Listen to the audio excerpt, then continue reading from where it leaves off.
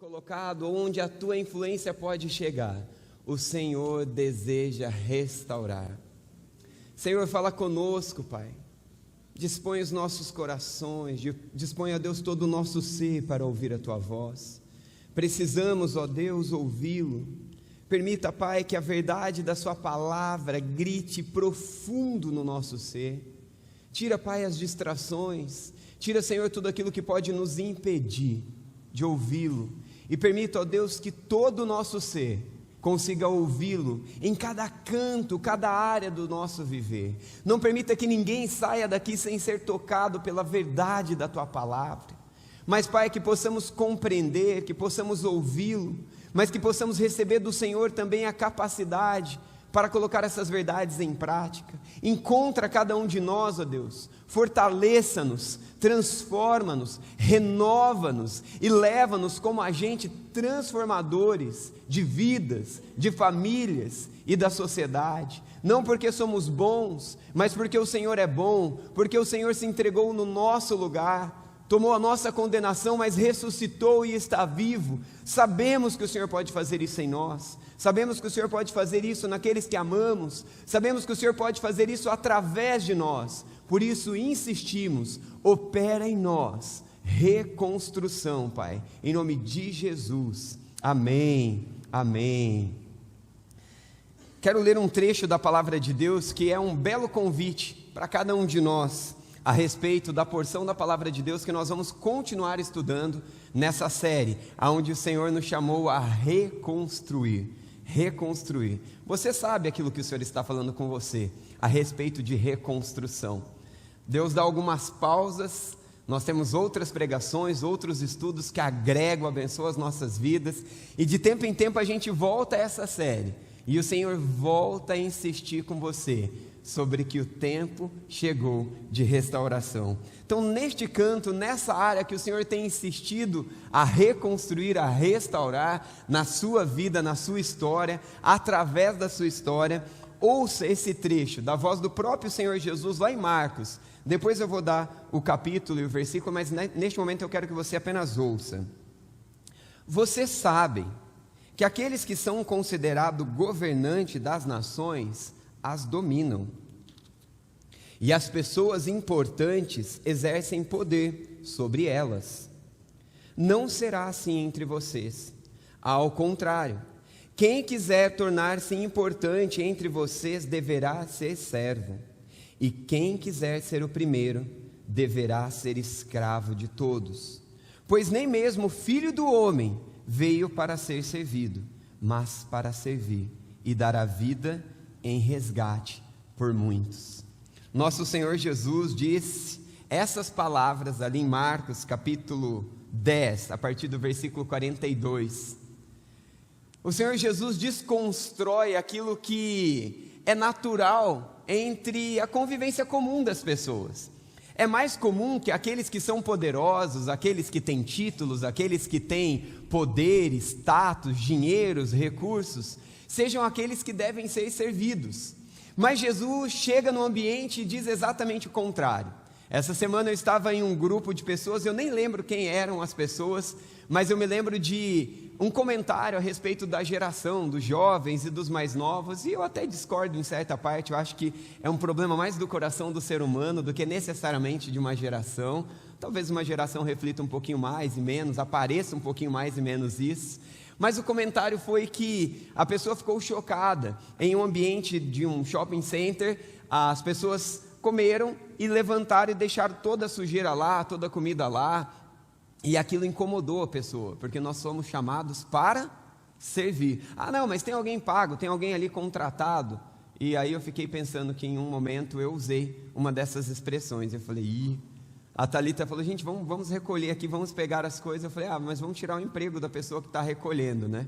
Aí essa pessoa, sem saber nessa ocasião, falou, mas a pessoa pode recolher as outras coisas, limpar a mesa, mas não precisa recolher o nosso lixo, né? Eu dei aquela engolida assim, seco, né? Não falei nada, falei, tá bom, Deus, já entendi o recado. Mas não é natural, não é mais natural nós nos importarmos com servir.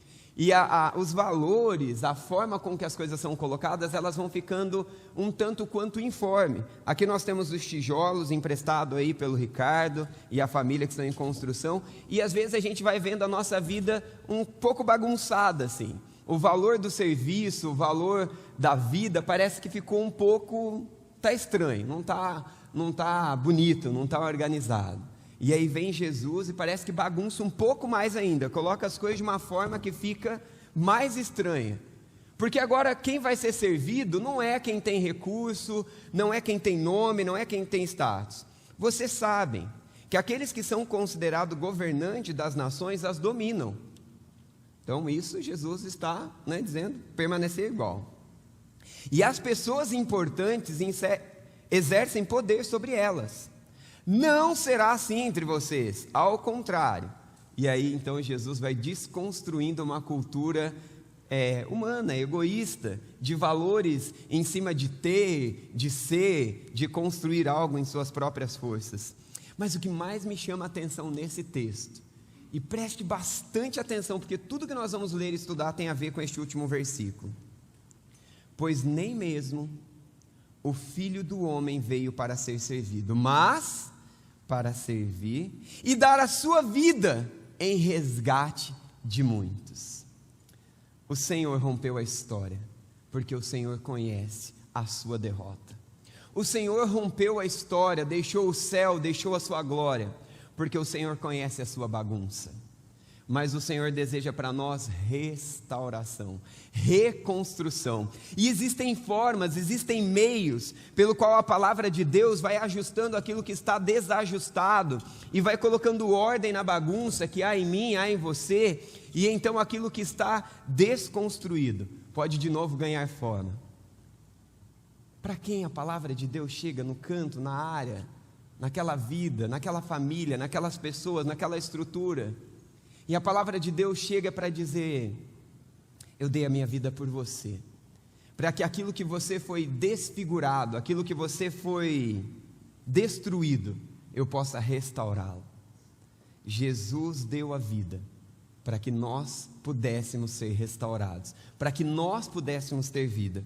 E agora eu convido você a abrir a sua Bíblia lá em Neemias capítulo 3, é a quarta mensagem, mas é o capítulo 3, nós temos estudado o livro de Neemias, Deus tem tocado nos nossos corações a respeito de tudo aquilo que Ele deseja restaurar, e é bem possível que entre as semanas e os períodos que Deus está falando com você sobre restauração, sobre a reconstrução, você se sinta como eu em alguns momentos, e você olha e fala: mas será mesmo? Será que vai acontecer essa restauração sobre a minha vida? E você se sente desanimado, mas o Senhor há de completar a obra que Ele começou. Nós começamos a ler Neemias capítulo 1, e Deus levanta um homem, uma pessoa, que olha a situação, que olha toda aquela situação de desconstrução e desgraça, e uma pessoa se compadece da situação, uma pessoa olha para aquela situação, e ele não se coloca como redentor, como salvador de todos. Antes ele se coloca diante de Deus, e diz: Senhor, olha como estão essas pessoas, olha como estão o seu povo, olha a situação, Deus tem misericórdia, Deus nos perdoa, sabemos que é o nosso pecado que nos levou a tantas desgraças, a tantas ruínas, a tanta deformidade. Deus tenha misericórdia, perdoa o nosso pecado, Deus restaura-nos. E deixa eu te dizer uma coisa, cuidado, porque quando você ora, você é o primeiro que Deus já está levantando para trabalhar. Você já está orando porque o Espírito Santo de Deus já tocou no seu coração, porque Deus já está te chamando a restaurar. Então, se algo está te incomodando, como incomodou o coração de Neemias, e se você está colocando algo diante do Senhor, saiba que Deus já começou algo de restauração, em você, na sua casa, no seu casamento, na sua família, com os seus filhos, na igreja, na sociedade, em São Sebastião, em cada lugar onde Deus pode nos levar. E aí nós vamos aprendendo alguns recursos, algumas ferramentas, pela qual Deus foi instrumentalizando a vida de Neemias e os outros envolvidos nessa reconstrução. E quando chega hoje, nós temos esse convite mais que especial, é tempo de restauração. E eu gostaria que vocês lessem a segunda frase ali, embaixo do é tempo de restauração, depois que eu terminar de ler é tempo de restauração, pode ser? É tempo de restauração. cada um fazendo a sua parte. Quando nós vamos abrir aqui o capítulo 3 e nós vamos ler junto grande parte do capítulo 3, e eu desafio você a terminar de ler em sua casa o capítulo 3, é possível que você se pergunte por que tantos nomes, por que tantas coisas repetidas. Mas a palavra de Deus tem princípios norteadores, que nos encorajam, que nos levantam e nos dão tudo aquilo que a gente precisa para uma caminhada de restauração. Então, se você está como eu, às vezes sem forças, às vezes achando que está faltando recurso, às vezes olhando para os destroços falando, não tem jeito, não tem jeito. Deus olha e Deus dá os meios, Deus dá os recursos, assim como fez através da vida de Neemias. Faz em mim, faz em você, faz através de nós. Vamos ler Neemias capítulo 3, nós já temos estudado o contexto anterior, então não vou dizer tantos detalhes, mas vamos lá. Olha só o começo, a partir do versículo 1. O sumo sacerdote Eliasabe, os seus colegas sacerdotes, começaram o seu trabalho e reconstruíram a porta das ovelhas. Prestem atenção quantas vezes se repete a palavra reconstruíram neste capítulo. Eu te faço o desafio de contar quantas vezes se repete. Pode ser que na sua Bíblia usa o sinônimo disso, nós lidamos aqui com uma tradução, a Bíblia não foi escrita no português, nós temos aqui a tradução, mas a ideia é a mesma. Vamos continuar, preste atenção, esteja atento a esta palavra reconstrução. Eles a consagraram e colocaram as portas no lugar. Primeiro nós temos o versículo falando sobre a reconstrução. Logo depois da reconstrução nós temos uma palavra diferente. Qual que é aqui? Consagraram. É interessante que isso acontece no capítulo 1, isso acontece no capítulo 2, isso vai acontecendo aqui no capítulo 3 e acontece no livro todo, não somente nesses capítulos. A reconstrução de Deus, o projeto de Deus restaurar, mas também tudo precisa ser consagrado ao Senhor, tudo precisa ser alinhado aos propósitos do reino de Deus, aos princípios do Senhor, não à nossa vontade. Quando eu consagro ao Senhor, eu coloco diante de quem o Senhor é, e a gente vai continuar aqui. Depois construíram um muro até a torre do Sem, que consagraram até a torre de Ananel. Os homens de Jericó construíram um trecho seguinte. Isakur, filho de Inri, construiu logo adiante. A porta do peixe foi reconstruída pelos filhos de Asená. Eles puseram os batentes e colocaram as portas, os ferrolhos e as trancas no lugar. Meremote, filho de Urias, neto de Jacós, fez os reparos do trecho seguinte. Ao seu lado, Mesulão, filho de Berequias, neto de Mesabel, fez os reparos. E o seu lado, Zadok, filho de Baná, também fez os reparos. O trecho seguinte foi reparado pelos homens de Tecoa, mas os nobres dessa cidade não quiseram se juntar ao serviço, rejeitando a orientação dos seus supervisores. A porta de Gesana foi consertada por Joiada, filho de Passeia, e por Mesulão, filho de Bessodias. Eles puseram os batentes e colocaram as portas, os ferrolhos e as trancas no lugar. No trecho seguinte, os reparos foram feitos por Melatias, de Gibeon, e Jadom, de Meronote, homens de Gibeon e de Mispá, localidades que estavam sob autoridade do governador da província de Trans-Eufrates. Uziel, filho de Araías, um dos ouvires, fez os reparos do trecho seguinte, e Ananias, um dos perfumistas, fez os reparos ao seu lado. Eles reconstruíram Jerusalém até o Muro Largo. Refaías, filho de Ur, governador da metade do distrito de Jerusalém, fez os reparos do trecho seguinte. Ao seu lado, Gedaías, filho de Urumaf, fez os reparos em frente de sua casa. E Utus, filho de Usabinéias, fez os reparos ao seu lado. Malquias, filho de Arim, e Uzabe, filho de Pat-Moabe, repararam outro trecho, a torre dos fornos. Salum, filho de Alois, governador da outra metade do distrito de Jerusalém, fez os reparos do trecho seguinte com a ajuda de suas filhas. O texto continua e se repete muitos nomes, trava a língua, como a minha língua já foi travada e já deu umas engasgadas boas aqui. Eu vou pular algumas partes. Aquilo que está repetido de forma igual, eu vou pular, mas eu vou ler os próximos versículos que são destaques diferentes daquilo que se repete de forma igual. Na sua casa, leia o capítulo todo, por favor.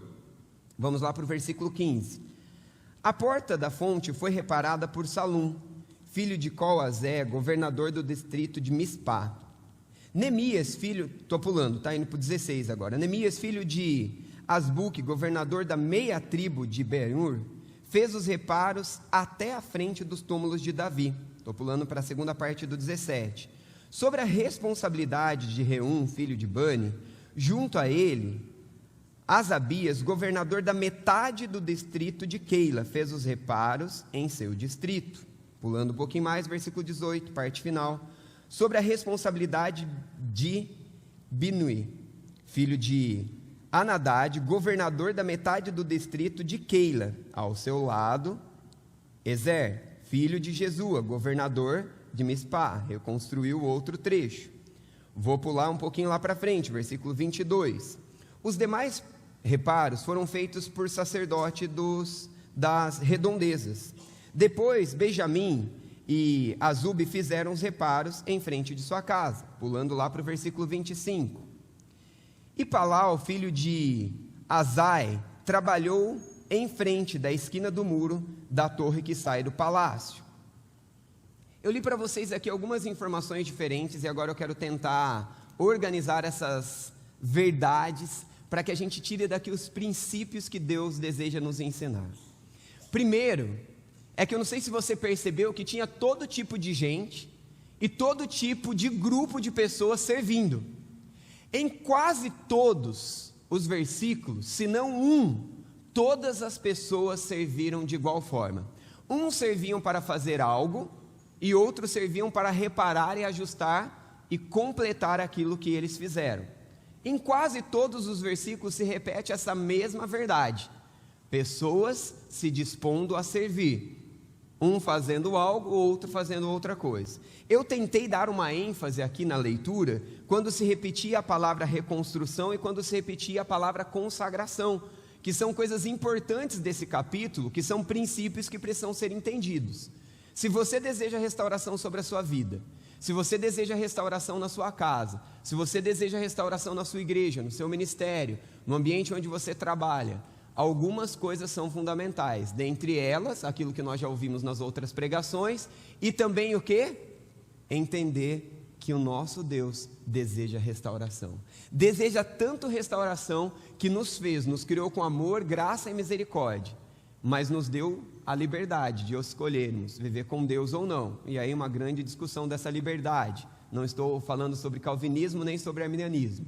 Mas Deus, em sua graça, nos dá essa grande oportunidade. Deus nos escolhe. E aí o que nós muitas vezes fazemos? Viramos as costas para Deus. Quando viramos as costas para Deus, nós sabemos aqui pela leitura bíblica, por tudo que nós já temos estudado, o pecado entra, nos desconstrói, nos desfigura, perdemos a imagem de Deus nas nossas vidas e tantas coisas viram um caos. Às vezes demora um pouco mais para percebermos, outra hora esse caos se instala de uma forma que é tão perceptível, mas enfim, essa é a situação. Deus rompe a história, e o que Deus faz? No romper a história, Deus nos encontra em Jesus Cristo, que toma o nosso lugar de pecadores, aquele que nele confia, aquele que nele coloca a sua esperança, e então ele nos dá vestes limpas, limpa, vida purificada. O que ele fez com tudo isso? Restauração, reconstrução. Mas na obra do Senhor, no serviço do Senhor, é necessário que a gente entenda que o nosso modo de viver, o nosso modo de servir, o nosso modo de valores é falho, é pequeno. Quando nós oramos ou repetimos os princípios da oração do Pai Nosso, nós vemos do começo ao fim da oração que Jesus nos ensina a orar, o quê? Tudo para o reino de Deus, tudo para a glória de Deus. Porque o meu reino, a minha vontade, o seu reino, a sua vontade, as nossas preferências são muito limitadas. Nós somos egoístas. Quando nós achamos que é algo bom, o que acontece é que vai ter deturpação e ao invés de uma reconstrução real, a coisa fica bagunçada, a coisa não tem o resultado que Deus deseja operar. Por isso é necessário consagração. quando nós lemos a palavra, quando nós ajustamos as nossas intenções, as nossas motivações, de fato Deus então vai reconstruindo tudo isso, e Ele faz a reconstrução. Com reconstrução, com a consagração, a gente volta para outras partes importantes desse texto bíblico. Vocês perceberam, como eu percebi, lá no versículo, começou lá no versículo 7, finalzinho dele, líderes ou filhos de líderes que se puseram a servir? Vocês perceberam que isso se repetiu um pouquinho mais abaixo no 8, depois no 9, depois no 12, depois no 15, depois no versículo 16, depois no versículo 17, e se repetiu algumas vezes no capítulo, que todas as vezes descrevia o filho de fulano, líder de tal área, governador de tal área, responsável por tal distrito. E aí, se você perceber, o que esses filhos fizeram, não colocaram a mão na massa não, tijolo não, sujeira não. Vou ficar aqui na supervisão, dando uma olhadinha e dizendo que eu acho bom, que eu não acho. Essa cor eu não gostei. Essa movimentação está me incomodando. Isso eu não gosto. E esses filhos dos líderes fizeram exatamente como eles queriam. Numa palavra bem jovem, porque eu estou ficando velho para eu fazer de conta que estou jovem, só que não. Os líderes, repetidamente, e os filhos dos líderes serviram da mesma forma como qualquer outro. Porque Deus, o dono da palavra viva e eficaz, que é suficiente para nos fazer piedosos e vivermos tudo o que Deus tem para nós, permite um capítulo inteiro cheio de repetições estranhas, difíceis de ler, de nomes complicados, para mostrar para mim e para você que existem princípios em como Deus governa restauração, reconstrução, em como Deus lidera o servir. O princípio é um: todos somos iguais, todos devemos servir, de igual forma, do mesmo jeito. Por que eu li o texto de Jesus antes de entrar aqui em Neemias? Porque o Antigo Testamento precisa ser lido juntamente com o Novo Testamento, porque os dois se completam e mostram para a gente a mesma verdade. Jesus desconstruiu essa forma de chefe, de chefiado, de minha vontade, e Deus então constrói algo que cada um faz a sua parte, cada um fazendo a sua parte, valorizando a parte do outro, a gente se soma e a obra é completa, e Deus então nos chama a restaurar. Como está lá na sua casa? Qual o seu papel dentro do seu lar? Quantos filhos nós temos aqui que ainda moram na casa dos pais? Levante as mãos, por favor. Levanta a mão bem alto, vocês são jovens, bonitos aí, ó. Que bênçãos. O que Deus tem te chamado dentro da sua casa, dentro do seu lar, ali com seu pai e com a sua mãe, para fazer diferença? Não vou pedir para levantar as mãos, mas quantos de nós somos pais, maridos, esposas? Deus tem nos chamado a fazer a obra de restauração ali dentro, aonde cada um faz o seu papel e respeita o papel do outro. Mas nós temos um versículo assustador, no meio de 32 versículos, nós temos um versículo assustador, versículo 5. O trecho seguinte foi reparado pelos homens de Tecoa, mas os nobres dessa cidade não quiseram se juntar ao serviço, rejeitando a orientação dos seus supervisores. Vocês perceberam que em todos os outros versículos, cada um fazia a sua parte, cada um cumpria o que devia, e em nenhum momento foi dito que alguém foi insubmisso à sua liderança, em nenhum momento foi dito que os nobres, o de linhagem adequada, o da família de fulano, fez ou deixou de fazer do jeito que queria. Não, todos os outros fizeram de forma certa, mas Satanás, o diabo, aquele que quer atrapalhar a restauração e a construção de Deus no seu lar, a restauração e a construção de Deus dentro da igreja, lá no seu ambiente de trabalho, na sociedade, na escola, vai colocar no meu coração e no seu coração egoísmo, ao invés de consagrarmos a Deus, ao invés de nos dispormos a Deus e fazermos a nossa parte, respeitando e honrando a parte do outro, nós vamos querer interferir e dar dica na parte do outro, quando na verdade Deus nos chamou a fazer a nossa parte. Ah, mas eu sou da linhagem de fulano de tal. Ah, eu sou da família fulano de tal. No reino de Deus não tem nada disso. No reino de Deus você é o que você é, um filho amado, resgatado, restaurado, remido, do qual Deus continua transformando e quer usar como agente restaurador aonde você está. Dentro de casa, cada um fazendo um papel. Dentro da igreja, cada um fazendo o seu papel. Na sociedade, cada um fazendo o seu papel. Olhando para a parte que o Senhor confiou a mim, o Senhor vai restaurar. Mas será que a palavra de Deus vem para mim dar uma incomodada, agora para dizer que eu sou velho, como um tapa de luva de pelica, dar uma chacoalhada em mim, em você? Será que você, estamos nos sentindo nobres demais para fazer parte dessa reconstrução?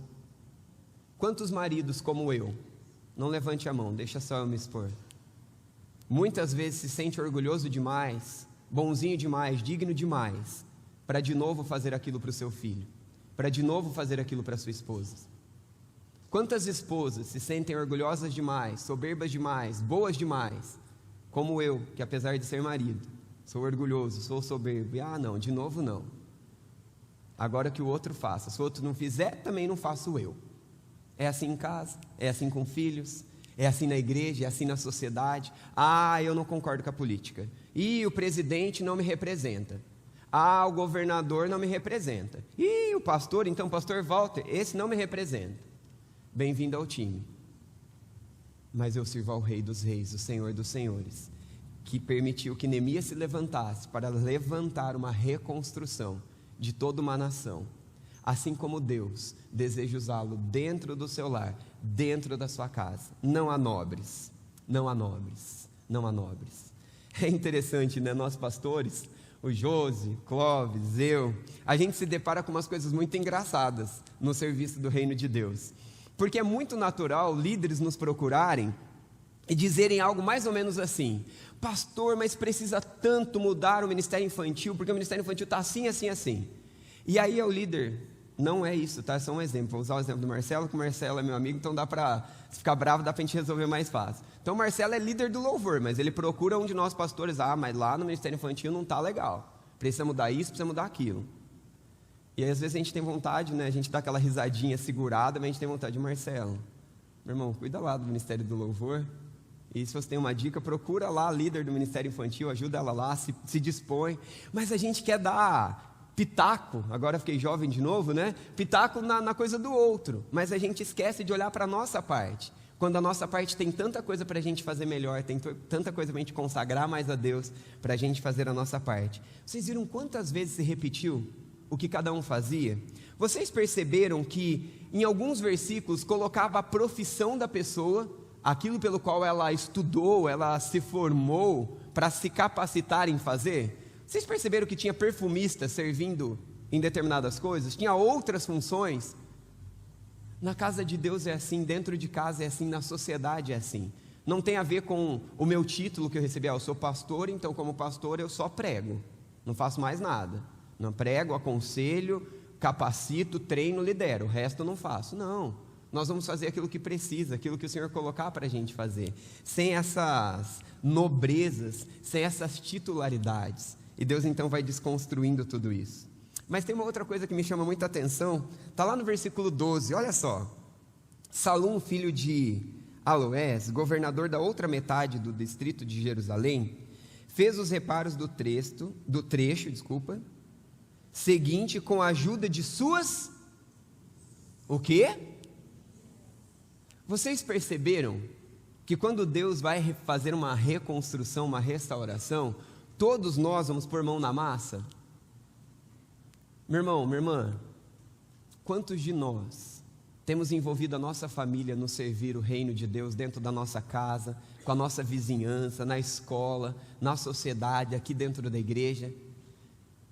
Nós não podemos sair desse culto hoje sem que cada um de nós nos comprometamos a servir a Deus na sociedade, na reconstrução que o Senhor tem feito na história do povo. Sem nós, maridos, mulheres, filhos, cada um de nós nos juntarmos para servir ao Senhor. Há tanto espaço para servir nessa igreja, há tanto espaço para servir na nossa sociedade, há tanto espaço para servir no reino de Deus espalhado por este mundo. Quantos dons Deus tem te dado, quantos talentos Deus tem nos dado. Nós como líderes e como pastores, nós vemos pessoas incríveis, Gente, eu olho para alguns de vocês aqui, eu sou profundamente encorajado. Não somente eu, não estou falando aqui, mas eu falo em nome dos pastores. Porque a gente olha para vocês e a gente vê vocês o tempo todo com mangas arregaçadas e trabalhando, braço na obra, pé na obra, pernas na obra e trabalho e serviço. É incrível quantos de vocês nos encorajam. Mas sabe uma coisa que nos entristece? Alguns ficam muito sobrecarregados. Ficam tão sobrecarregados que às vezes até perde o propósito e o objetivo de servir com excelência e equilíbrio dentro de casa, dentro de cada ambiente do seu próprio papel. Mas quando cada um de nós fazemos a nossa parte e juntos como família envolvemos aqueles que fazem parte da nossa família no serviço, a obra do Senhor é completa. A palavra de Deus vem para mim e vem para você em nos falar sobre a restauração que também acontece através do servir. A reconstrução acontece quando cada um de nós fazemos a nossa parte, quando paramos de querer dar pitaco no outro, de dar opinião no outro, e nós fazemos a nossa parte, honrando o trabalho do outro. Perceba que ninguém ficou dizendo, mas o trabalho da reconstrução da área norte é mais importante. Não, esse que reparou aqui as fechaduras é mais importante.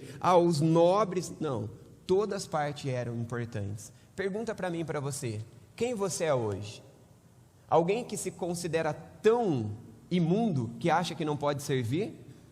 Não há espaço para esses no reino de Deus, porque em Cristo Jesus, aquele que nós cantamos, que morreu a nossa morte, mas ressuscitou, transformou cada um de nós igualmente diante de Deus, remidos, restaurados, santificados para a obra do Senhor.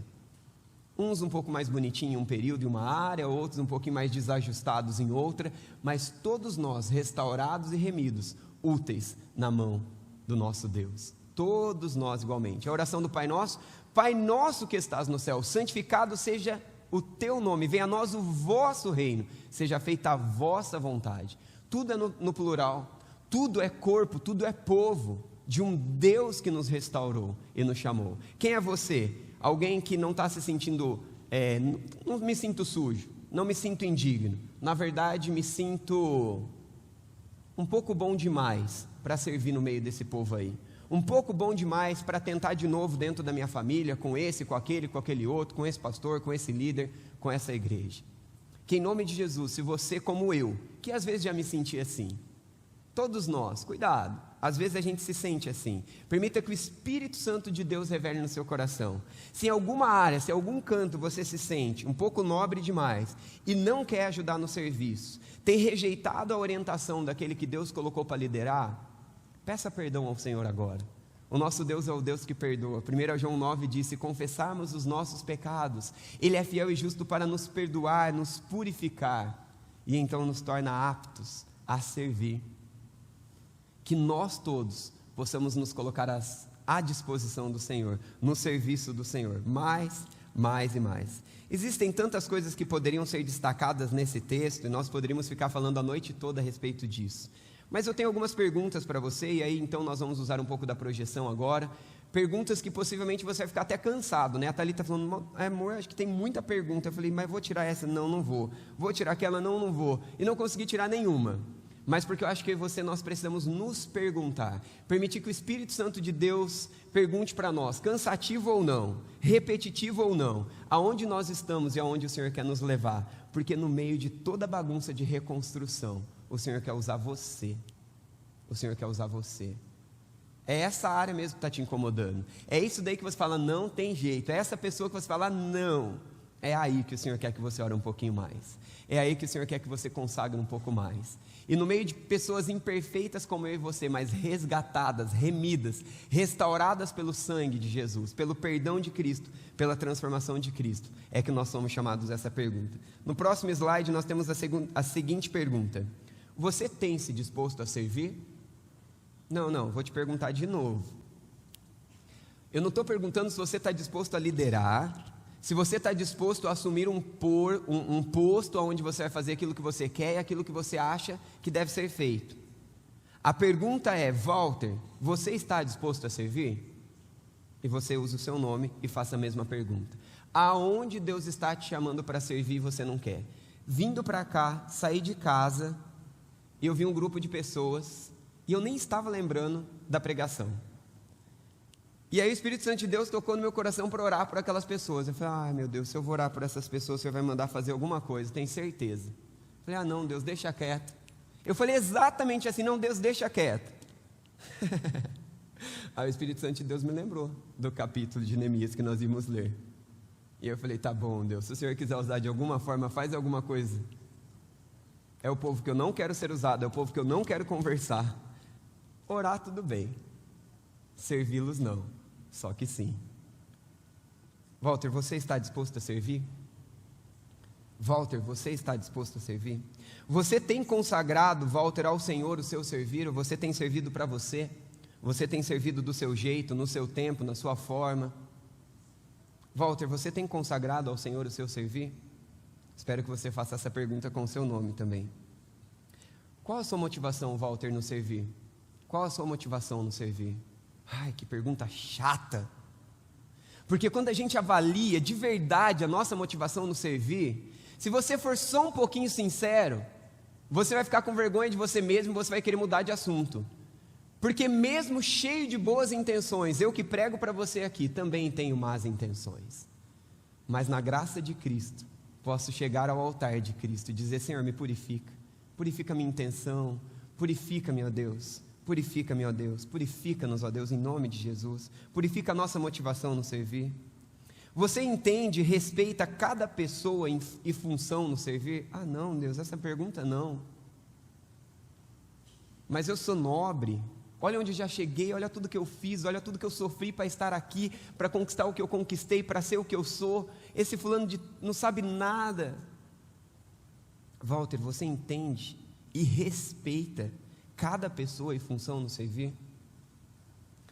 Walter, sua patente, status, linhagem é ou pode ser um obstáculo no servir? Quantas coisas, quantos nomes, quantos títulos, quantos status, quantas vontades, quantas preferências, quantos envolvimentos, quantos grupos sociais que nós fazemos parte na sociedade ou mesmo dentro da igreja nos impede de servir ao Senhor como Ele nos chamou, me impede de servir ao Senhor como Ele me chamou. Eu me lembro de uma oração que eu fiz, uma família de não cristãos, estava conhecendo a Cristo, conhecendo a palavra de Deus, e eu falei, Deus, um dia eu gostaria muito de ter muito nome e honra. Tinha um pastor que estava pregando e ele era incrível, e a vida dele me inspirou, e eu falei, Deus, se eu fosse como esse homem, um dia eu poderia falar para tanta gente, eu poderia influenciar tantas pessoas. Deus tem me dado a oportunidade de pregar para grupos menores, grupos maiores, num lugar e no outro. E eu preciso confessar para você que não são poucas as vezes que o título e o status que Deus me deu me impede de servi-lo com mais excelência. Porque eu deixo de confiar em Deus, porque eu quero fazer do meu jeitinho, porque eu deixo de honrar o trabalho do outro. Mas a palavra de Deus é viva e eficaz e coloca a ordem na minha e na sua bagunça. E Deus me dá a oportunidade de fazer essas perguntas e de ser transformado por Ele.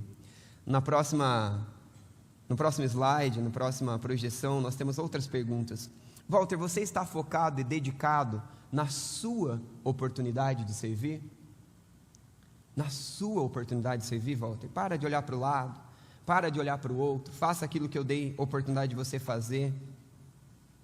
Walter, onde, ou melhor, como e onde Deus está o chamando para ser um construtor ou um restaurador? Walter, você entende e respeita o servir em conjunto? Walter, você valoriza e entende a importância do serviço do outro ou se acha superior?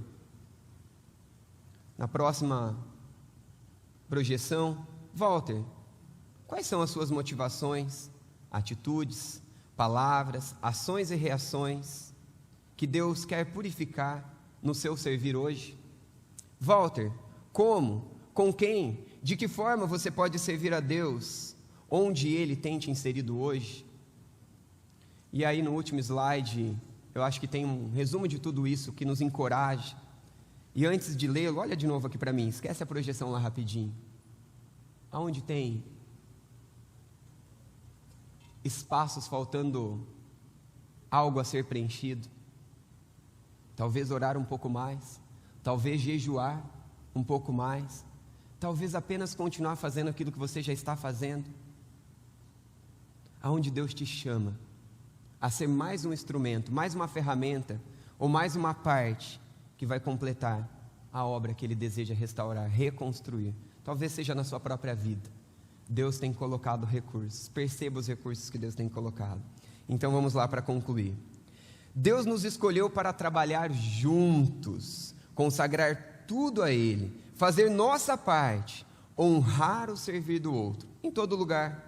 Nossas casas, estudo, trabalho, lazer, igreja, aonde Deus nos colocar e a nossa influência puder chegar. Será que vocês poderiam ler? Conto até 3, vocês bem forte, pregando isso para vocês, pregando essa verdade para os nossos irmãos, uns aos outros, saindo daqui encorajados, fortalecidos por esse Deus que tem uma obra grande. E depois eu vou terminar com um versículo. Vamos lá? 1, 2, 3 e...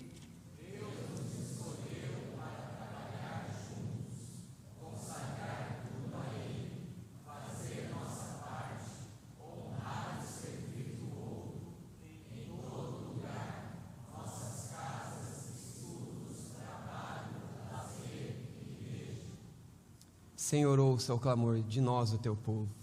Nos faça servos que levem vida, restauração e reconstrução por onde cada um de nós passarmos, a começar na nossa casa, na nossa igreja. Senhor, como tu fizeste na vida de Neemias, neste versículo que eu vou ler, faça em nossas vidas. Neemias capítulo 6, um dos versículos, versículo 3, parte B. Estou executando um grande projeto e não posso descer. Por diversas vezes houveram tentativas de intimidação, de distração e de tudo para atrapalhar a obra que Deus intencionava fazer através da vida de Neemias na história do povo de Israel. Mas Neemias, repetidas vezes, repete essa mesma frase ao longo do livro: eu não vou descer. Eu não vou parar a construção para gastar tempo com o que não precisa. Eu não vou parar a construção e gastar energia no que precisa. O Senhor me chamou para uma grande obra e eu vou continuar fazendo. Você pode fazer essa oração ao Senhor? Feche seus olhos, ore isso ao Senhor. Vamos juntos nessa oração.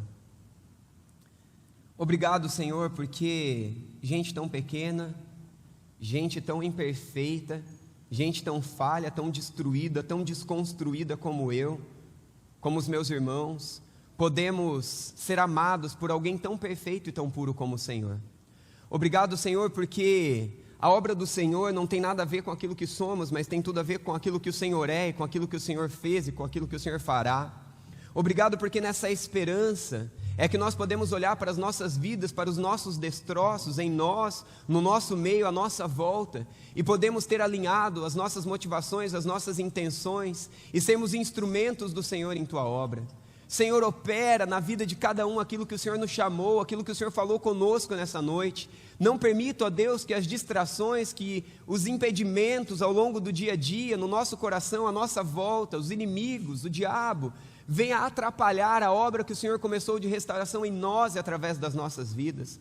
Nos ajude a olhar para o princípio da consagração, nos ajude a olhar para o princípio da motivação correta, do valorizar o serviço em conjunto, do focar no nosso trabalho, naquilo que o Senhor nos deu a oportunidade de fazer, enquanto o Senhor coordena o restante de toda a obra. Liberta-nos.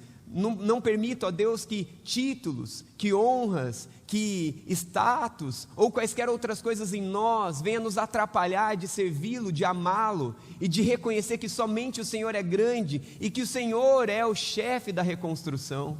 Restaura-nos. Quantas vidas em nossas casas precisando de libertação, quantas áreas em nossas vidas precisando de cura. Em nome de Jesus, encontra-nos. Em nome de Jesus, restaura-nos. Senhor, quantos ambientes nós estamos e nos achamos sujos, imperfeitos e pequenos, mas ambientes e pessoas que nem te conhecem, nem sabem da possibilidade do perdão, da restauração. Em nome de Jesus, usa as nossas vidas, inclusive, ó Deus, naquele ambiente que eu passei no caminho para cá, aquelas pessoas que eu vi e achei feias, achei sujas, achei fedidas.